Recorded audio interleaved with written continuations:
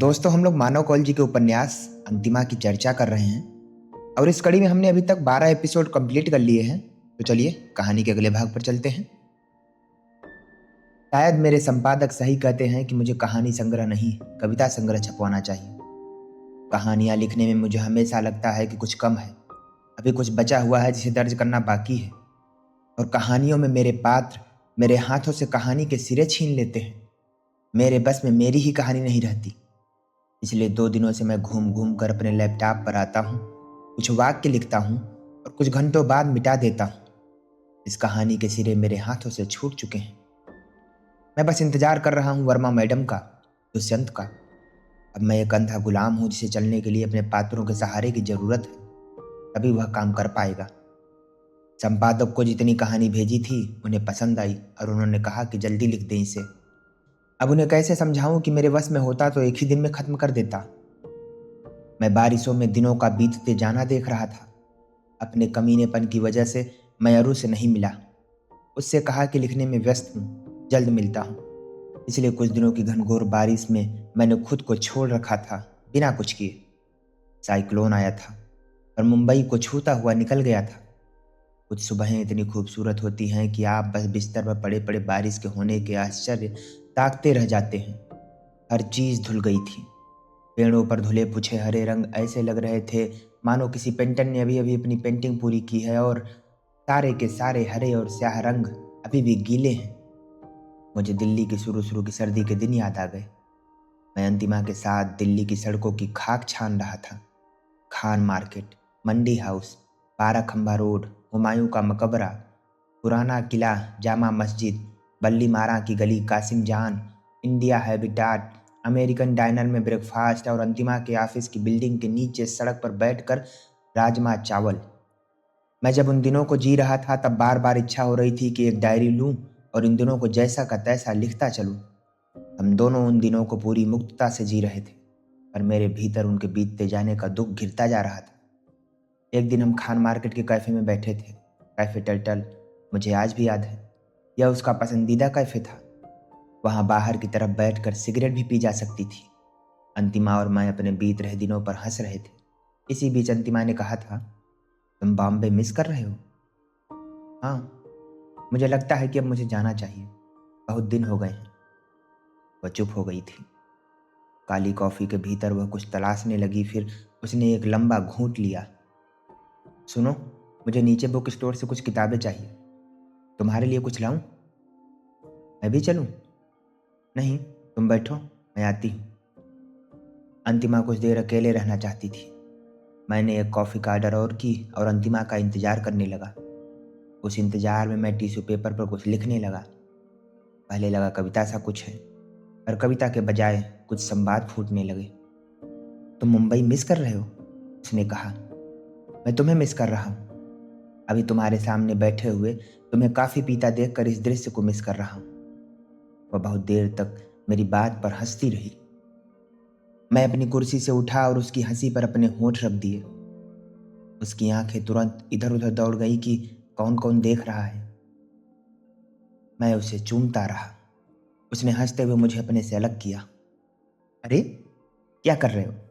या बॉम्बे नहीं है मिस्टर? तुम तो चले जाओगे, मुझे यहीं रहना है। उसने अपने पर्स से एक छोटा शीशा निकाला और अपनी लिपस्टिक को ठीक करने लगी। मैं तुम्हारा हुमायूं के मकबरे पर सो जाना मिस करूंगा, और बल्ली मारा का हमारा रिक्शा जिसके एक पहिए में लचक थी, मैं उस पहिए को भी मिस करूंगा। और मेरे सारे घटिया जोक्स पर तुम्हारा देर तक हंसना और बस बस, मैं समझ गई। मैंने उसका हाथ पकड़ लिया। उसकी नेल पॉलिश नाखूनों के किनारों से निकल गई थी। मैं देर तक उसकी उंगलियों में अपनी उंगलियों को उलझाता रहा, पर वह हर बार छूट जाती थी। इन दिनों में मुझे लग रहा है कि मैं अपने सादे खाने के बीच अपने बचपन का पसंदीदा केक खा रही हूँ। मैं अपना केक मिस करूंगी। उसके बाद उसने मेरी वापसी की टिकट बुक की और हमने एक कॉफ़ी और ऑर्डर की। मैंने लिखना बंद किया क्योंकि टिश्यू पेपर पर अब और नहीं लिखा जा सकता था। पहली बार मैंने कविता नहीं लिखी थी। मेरी कहानी लिखने की शुरुआत उसी कैफे से हुई थी। अंतिमा कुछ किताबें खरीद लाई थी। उसने बहुत ही ठंडे स्वर में कहा, चलें? नहीं, एक और कॉफ़ी पीते हैं। ठीक है। तुम्हारी टिकट भी बुक कर लेंगे। मैंने अंतिमा के लिए कॉफ़ी ऑर्डर की और उसके सामने अपना टिश्यू पेपर रख दिया। अंतिमा मेरा लिखा हुआ पढ़ रही थी और मुझे पहली बार एक कहानी दिखने लगी। डायरी नहीं, मैं कहानियों में इन बीत रहे दिनों को सहेज कर रख सकता हूँ। कहानियों के दिनों में मैं कह सकता हूँ कि मैं ठीक इस वक्त बेहद प्रेम में हूँ और मैं तुम्हें उड़ते हुए देखना चाहता हूँ। मैं हुमायूं की कब्र की ठंडक में उसके बगल में लेट जाना चाहता हूँ तुम्हारे साथ। तुम्हें हर मोड़ पर चूम लेना चाहता हूँ। अंतिमा के कारण पहली बार मैंने कहानी लिखने के बारे में सोचा। वहाँ खुद की ईमानदारी को पाया जा सकता। जीने की उलझनें क्या लिखे में सुलझाई जा सकती हैं? या असल में लिखना एक तरह का माफ़ीनामा है उनसे जिनके बारे में हमें पता है कि हमें कभी माफ़ नहीं करेंगे। अंतिमा ने टिश्यू वापस दिया। 1 कैरेट केक भी ऑर्डर कर लेते और उसके चेहरे पर मुस्कुराहट थी। बिल्कुल। बारिश रुक गई थी। अंतिमा इस वक्त दिल्ली में होगी। वहाँ इस वक्त मौसम कैसा होगा? क्या वहाँ भी बारिश हो रही होगी? इन दिनों में जब भी लैपटॉप खोलकर बैठता था तो बस एक चुप सन्नाटा मुझे घेरे रहता था, तो मैं लैपटॉप से दूर ही रहा। घर के काम का एक संसार था जिसमें मैंने खुद को पूरी तरह फंसा रखा था। सलीम को फ़ोन करके खाने की नई रेसिपी लेता और अलग अलग तरीके के व्यंजन बनाता रहता। मुझे खाना खाने का बहुत शौक नहीं था और कठिन चीज़ों को बना लेने का एक सुख था। लगता कि कुछ नया कर रहा हूँ। छड़ी की सही पर मैं व्यस्त हूँ कुछ बनाने में। बाजार जाकर नए कप, नई प्लेट, नए बर्तन खरीद कर लाया और किचन में सजा कर रख दिया। एक तरह के बहाने मैं बटोर रहा था जिसमें नहीं लिख पाने के कारण इतने भीतर कहीं छुप गए थे कि मुझे सीधे दिखाई नहीं देते थे। ऐसा क्या हो जाएगा अगर मेरा पहला कहानी संग्रह बिना वर्मा मैडम की कहानी के छप जाएगा तो? मैंने तय किया कि बिना इस कहानी के संग्रह छपना चाहिए और अपने संपादक को मेल लिखा, कहानियाँ प्रिंट करा दीजिए, मैं यह कहानी पूरी नहीं कर पा रहा हूँ। सेंड बटन को देखता रहा मानो अपनी हार देख रहा हूँ। मैं हारना नहीं चाहता था। मैंने अपना मेल बंद किया और कहानी खोलकर उसके सामने बैठा रहा।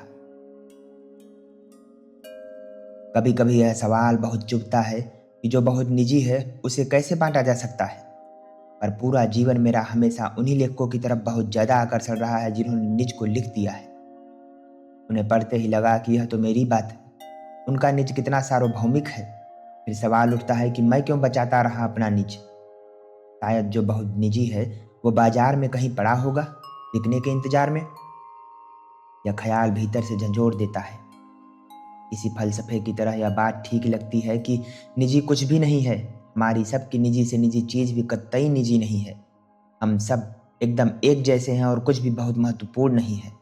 शायद निज का बाजार में भटकने का एक गिल्ट है जिसकी वजह से बार बार हमें फलसफों के दरवाजों पर दस्तक देनी पड़ती है। असल जवाब कहीं भी किसी के पास नहीं है, पर फिलॉसफी एक किस्म की मरहम लगा देती है जिससे उस वक्त पीड़ा की तीव्रता से थोड़ी राहत मिलती है। कविताओं में निज को छुपाने के बहुत पैंतरे हैं, पर कहानियों में हर अंधेरे कोनों में एक दिया जलता दिखता है। एक दिन पिता ने मेरी कविता पढ़कर मुझे फ़ोन किया था। मैंने तुम्हारी कविता पढ़ी, उसमें कश्मीर का जिक्र झूठ है। कौन सी कविता? तुम जानते हो कि मैं किस कविता की बात कर रहा हूँ। तुम मेरे कश्मीर के बारे में क्या जानते हो? तुम्हें पता भी है कि वहाँ का जीवन कितना कठिन था, किस तरह की मुश्किलों से गुजरना पड़ा है हमें, और कितनी मुश्किलों में जी रहे हैं वे जो वहाँ हैं अभी। वहाँ सिर्फ नीला आसमान, खुशबू और बर्फीले पहाड़ नहीं हैं। वहाँ ठिठुरती कांपती जिंदगियाँ हैं जिन्हें तुम्हारे झूठ ने कभी नहीं देखा है। पहली बार मेरे पिता के मुंह से मैंने मेरे कश्मीर जैसे शब्द सुने थे। मेरा खुद की कविताओं से चिढ़ने का एक बहुत बड़ा कारण यह भी रहा है कि मैं जानता क्या हूँ। मैं अगर अपनी माँ के बारे में कविता लिखता हूँ तो इस प्रश्न का उत्तर देना बहुत कठिन हो जाता है कि मैं कितना जानता हूँ अपनी माँ को। पिता को जब रात भर नींद नहीं आती है और वह जब अपने बिस्तर पर बैठे हुए अंधेरा ताकते रहते हैं, क्या मैं उस वक्त की कविता लिख सकता हूँ? कभी नहीं। इस विचार भर से ही मैं सिहर जाता हूँ कि अगर उन रातों में मैं अपने पिता के साथ कमरे में हूँ तो क्या करूँगा? क्या मैं मुंह मोड़ कर सो जाऊँगा? हम कभी भी किसी के लिए बहुत नहीं कर पाते हैं और कभी भी किसी को इतना नहीं जान सकते हैं कि उनके बारे में लिखने के अधिकार अर्जित कर सकें। कहानियाँ थोड़ा ठीक लगती हैं क्योंकि इनमें हमेशा एक काल्पनिक परत हमें बचा रही होती है। यह संसार कल्पना की जमीन पर खड़ा है। इसमें दिख रहे घने जंगल के सारे पेड़ झूठ हैं। पर उन्हें बहुत गहरे सच के पानी और खाद से सींचा गया है। देर रात मेरी नींद खुली। मैंने खुद को अपने सोफे पर ही पाया। आज कौन सा दिन है, क्या वक्त हुआ? वक्त देखा तो 3:10 हो रहे थे। फोन पर देखा कि अंतिमा का मैसेज भी आया हुआ था। मैंने मैसेज खोला, कल मिलोगे? अंतिमा तो दिल्ली में है, मैं जानता हूँ। मैंने खुद को एक थप्पड़ मारा, मुंह से आह निकली। थप्पड़ जोर का पड़ गया था। फिर बाथरूम जाकर अपने चेहरे पर पानी मारा। वापस लैपटॉप और मोबाइल के सामने आया।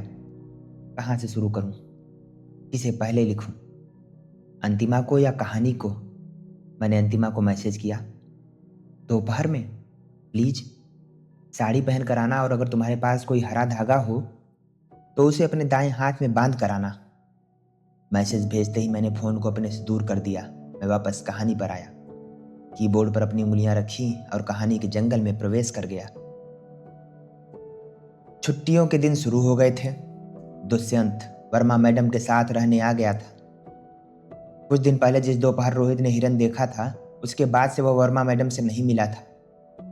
एक शाम दुष्यंत ने संदेश पहुंचवाया कि आज छत पर शाम को चाय पिएंगे, उन्होंने बुलाया है। यह अच्छी खबर थी।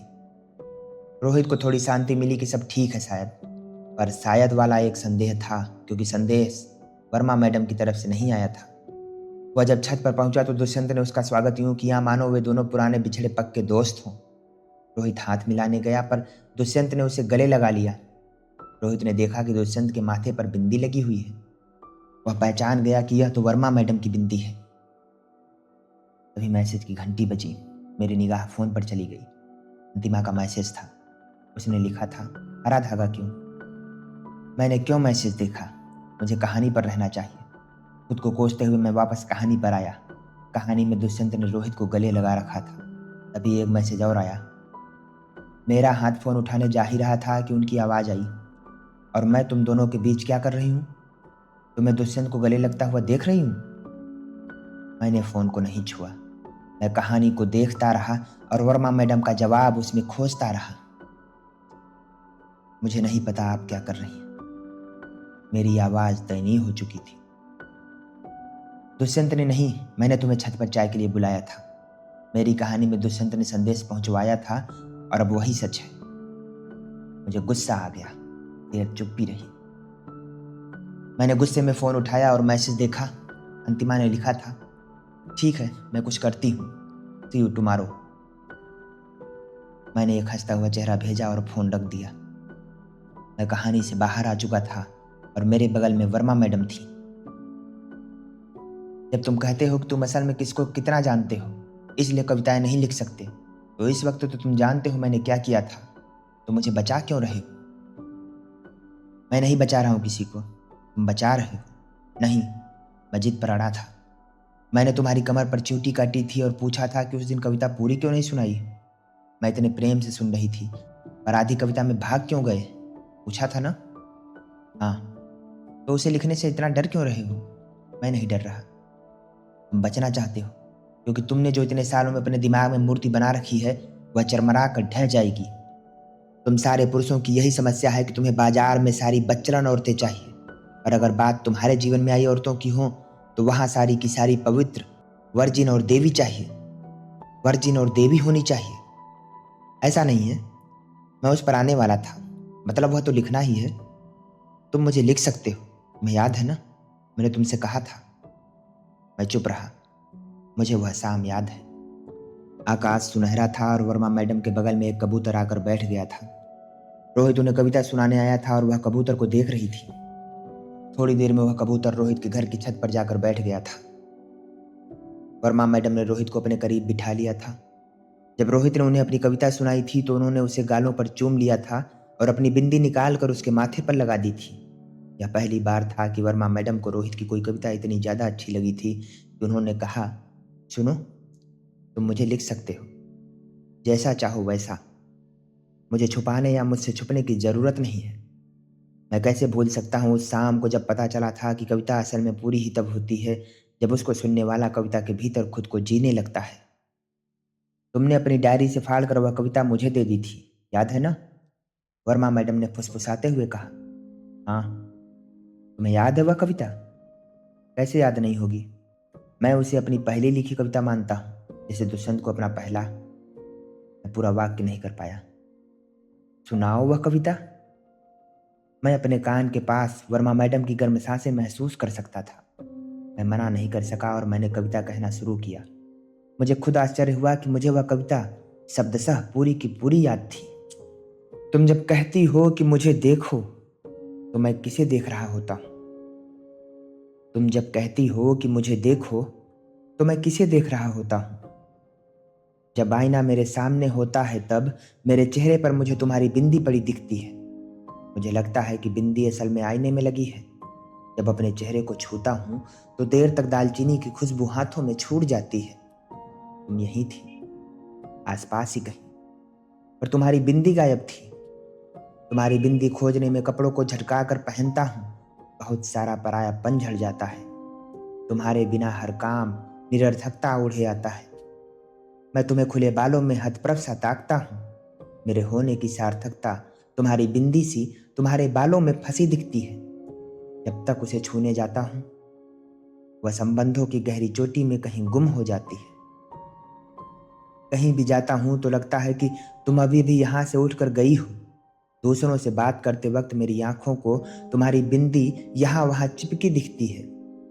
तुम्हारी आहटों को बटोरने की आदत में मैं तुम्हारे सामने भी तुम्हें खोजता फिरता हूँ। तुम जब कहती हो कि मुझे देखो, तो मैं किसे देख रहा होता हूँ? कविता सुनाने के बाद कुछ देर चुप्पी रही।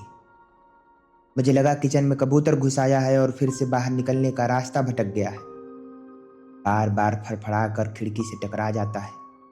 उस मूर्ख को समझ नहीं आता कि वह खिड़की का कांच है। उस कांच के ठीक बगल में खिड़की खुली हुई है। वह वहां से जा सकता है, पर वह बार बार बाहर निकलने की कोशिश में खिड़की से टकरा रहा होता है। मुझे सांस लेने में तकलीफ हो रही थी। मेरी इच्छा हुई कि मैं भागकर किचन में जाऊं और किचन की खिड़की खोल दूं, पर मैं कहानी पर वापस आया। यह मत करो। मैंने वर्मा मैडम की बात नहीं सुनी। तुम यह इसलिए कर रहे हो कि तुम इसमें अपना दुख बटोर सको, ताकि तुम्हारा किया जस्टिफाई हो सके। मैंने उनकी बातें अनसुनी करके कहानी आगे बढ़ाई। दुष्यंत से गले मिलने के बाद रोहित वर्मा मैडम के पास गया। वर्मा मैडम का माथा सूना था। गुड इवनिंग मैडम, इधर आ। वर्मा मैडम ने उसकी कमर में चोटी काटी और पूछा, वह कविता पूरी क्यों नहीं सुनाई? मैं इतने प्रेम से सुन रही थी, और आधी कविता में भाग क्यों गए? वर्मा मैडम हंसने लगी। तभी दुष्यंत ने कहा, अरे वाह, कौन सी कविता? भाई मैं भी सुनना चाहूंगा। अरे सही है रोहित, इन्हें भी सुनाना। सर्वेश्वर जी की कविता, और बिल्कुल वैसे जैसे मुझे सुनाई थी। वर्मा मैडम अपनी हंसी नहीं रोक पा रही थी और रोहित का चेहरा लाल हो चुका था। इसमें दुष्यंत को कुछ समझ नहीं आ रहा था। भाई कैसे सुनाई थी? मैं भी सुना दो वैसे ही। वर्मा मैडम ने देखा कि रोहित असहज हो चुका है। उन्होंने तुरंत बात पलटी। दुष्यंत ने इतनी खूबसूरत कविता लिखी है, मैं चाहती हूँ कि तुम सुनो उसे। अरे अभी तो सुनाई थी, बाद में सुना दूंगा। प्लीज दुष्यंत, प्लीज कहकर वर्मा मैडम ने दुष्यंत का हाथ पकड़ लिया और उसे अपने पास खींच लिया। ठीक है। दुष्यंत ने अपना गला साफ किया और वर्मा मैडम को ऐसे देखा जैसे कविता वर्मा मैडम के चेहरे पर लिखी हो। जलन एक कमीनी पीड़ा का कबूतर था जो रोहित के भीतर से कहीं बाहर निकलने के लिए फड़फड़ाने लगा। उसे लगा कि वह बहुत दूर है वर्मा मैडम से। कहीं दूर सूखे कुएं के अंदर खड़ा होकर वह कविता सुन रहा है। कविता का हर एक शब्द उसके भीतर गूंज रहा था। दुष्यंत अपनी भरी आवाज में कविता कह रहा था। तुम जब कहती हो कि मुझे देखो, तो मैं किसे देख रहा होता हूँ? दुष्यंत ने पूरी कविता सुनाई और कविता खत्म होते ही वर्मा मैडम ने उसे चूम लिया।